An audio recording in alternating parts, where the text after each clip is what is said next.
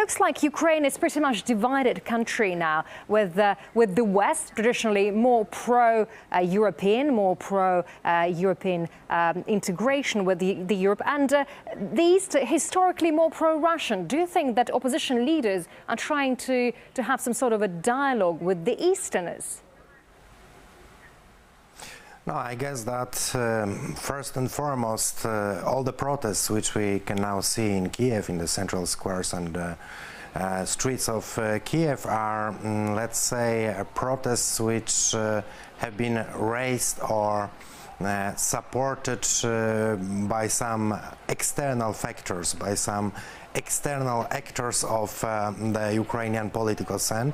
First and foremost, we see a huge professionalism of those who have organized the protests. Before the protests, we have heard about the activities of several embassies and NGOs financed and supported by different countries, by foreign countries. So we see that this is a kind of pressure exerted by external forces for the Ukrainian government, for the Ukrainian authorities to think once again about the choice, which geopolitical choice, which geo-economical choice would be right and better for Ukraine. Of course, as you've told, we can of course see also the protests organized by the other side, by the Ukrainian Communist Party, by some members of the Party of Regions, which are in the eastern and southern towns of Ukraine.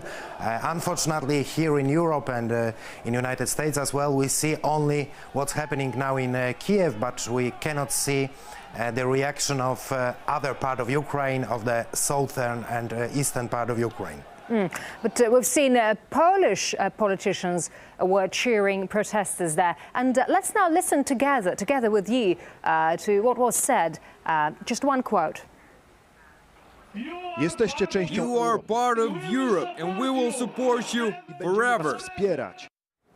So European politicians taking part in anti-government protests in another country, what's your take on this?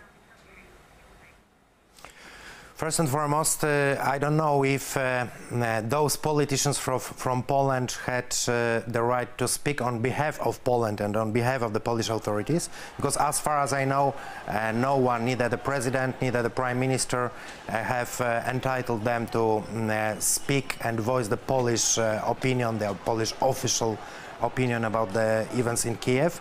Second, I don't know if Mr. Protasiewicz had the right to speak on behalf of European Parliament, because as far as I know, European Parliament has also not voted for any, let's say, one-sided resolution which would be in support of excuse me, of those protesting now on the Square of Independence. So I think this is rather a kind of private or individual initiative of some of the Polish politicians. We also know that the leader of the biggest opposition party from Poland, Mr. Kaczyński, and the leader of Law and Justice Party, also visited Kiev those days. So I think they are trying to get some more political attention rather here in Poland for the Polish public opinion than to earn some points on the international arena. So I wouldn't really seriously worry about their speeches, but of course their speeches are, let's say, at least intolerable if we look at the point of view of the diplomatic relations between the two countries. If we look at it from the point of view that Mr. Protasiewicz is the deputy speaker of European Parliament, and he hasn't had the right to voice the opinion of the whole European Parliament, I guess.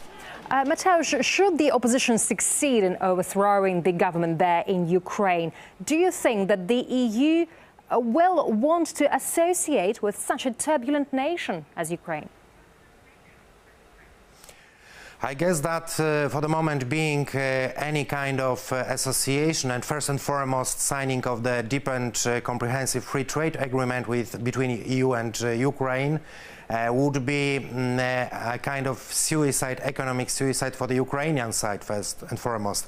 Because if we look at the things which have happened during the last few months, I mean, during the conflict, I mean, the economic conflict between Russia and Ukraine, it was a clear proof that Ukraine's economy is very closely connected to Russia.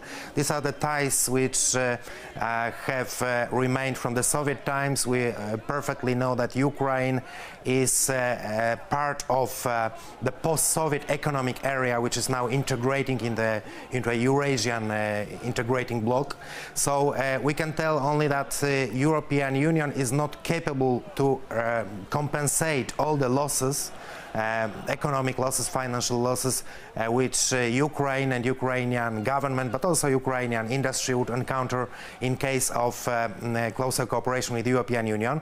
So I guess that first and foremost, even the opposition, if it would come to power in the coming months, wouldn't be ready to sign the deep and comprehensive free trade agreement with the European Union if it would study the possible results of such an agreement, as well as of the association agreement. So I just guess that they use these rhetorics, this, let's say, so-called pro-European rhetorics for their internal causes, to cause the internal crisis and to, of course, cause early elections, perhaps next year.